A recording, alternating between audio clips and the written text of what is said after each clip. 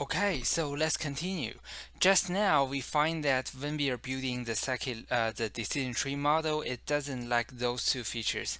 The sales, well, it should be the department of this employee and the salary, low, medium, or high. Okay, so we want to fix those two columns. So you may say, hey, we have already learned two ways, right? One is one hot encoder. We learned that. And the number two, we have also learned label encoder. So there are two ways we can fix them. So why do we want to discuss more? The point I'm trying to make is in the salary column, there are at least three values: low, medium, and high. Okay, so if we want to apply the one hot encoder, what is going to happen? So we are only discussing the salary. Okay, if you are going to do one hot encoder, so eventually you will have a column called uh, salary salary low as one column, and then salary medium and salary high.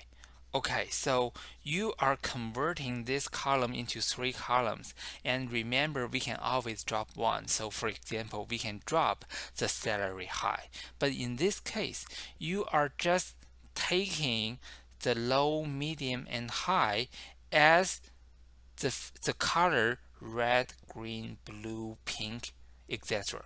Okay, so this is not exactly the right thing to do.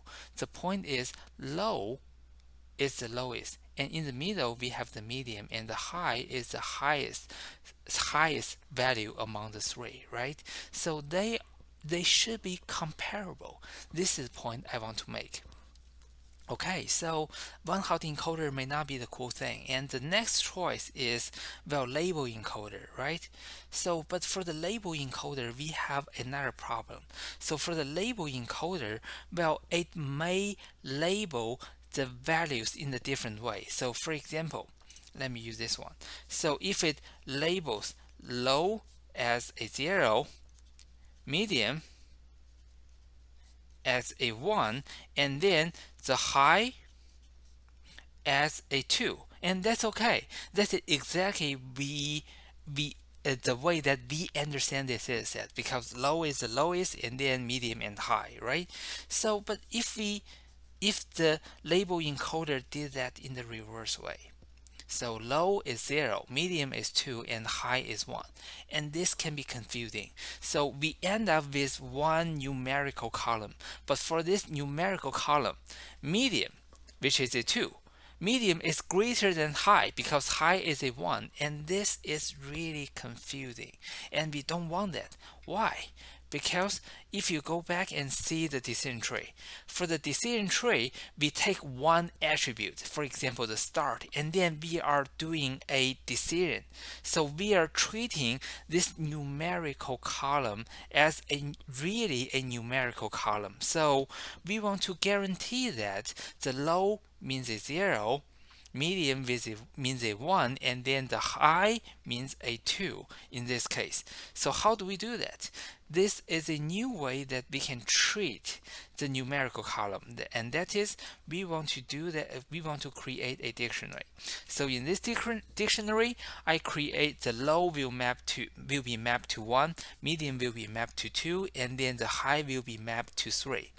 And after that, we want to apply this map to the column salary. Okay, we want to map the low, medium, and high to 1, 2, 3 in the salary column, and this should be the best way that we can deal with the salary column. Okay, so this is the first part. And for the sales, it is just a categorical column, because in the sales we have the marketing, we have the HR, and then you can't say sales is greater than HR. There's no such relationship. So in this case, well, feel free to do a one hot encoder for the sales column.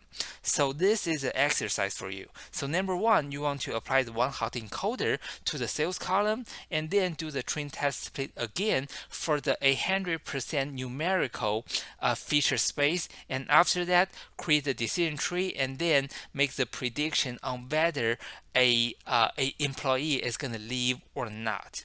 So you should pause your video here and then work on your own coding before move on and see my solutions. Okay, so please pause your video now.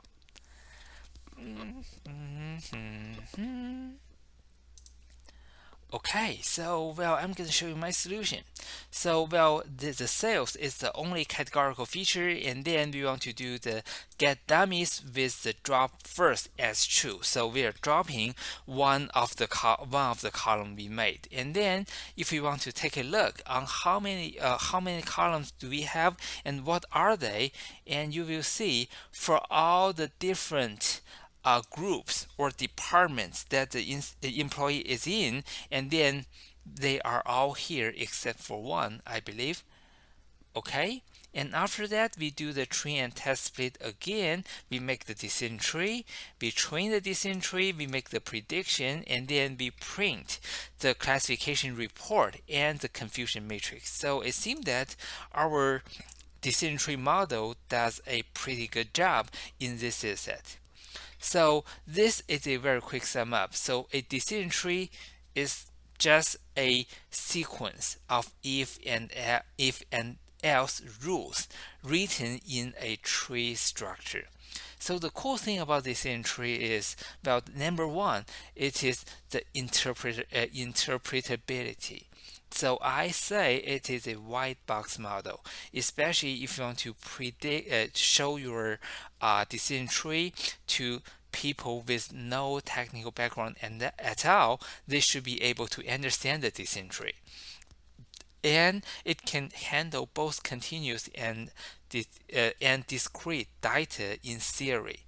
So for the scikit-learn, we have to do something extra. Now so far we have learned 3 ways to deal with the categorical features. Number 1, one-hot encoder. Number 2, label encoder. And number 3, we have to create our own dictionary to map the different values into numbers. And once we build the decision tree, remember the classification is very quick.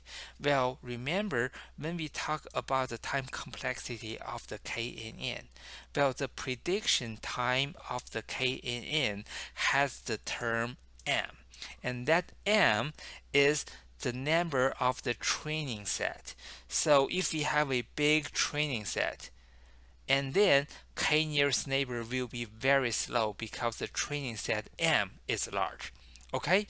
However, for the decision tree, once we build the tree, we don't need to use the training samples anymore. So the prediction time of the decision tree is very fast. Okay. So those are all the pros of the decision tree. So what are the problems? What are the risks of the decision tree? And can we fix it? And that will be the topics in the later lectures. So that's it for today, and I will see you guys tomorrow. Bye.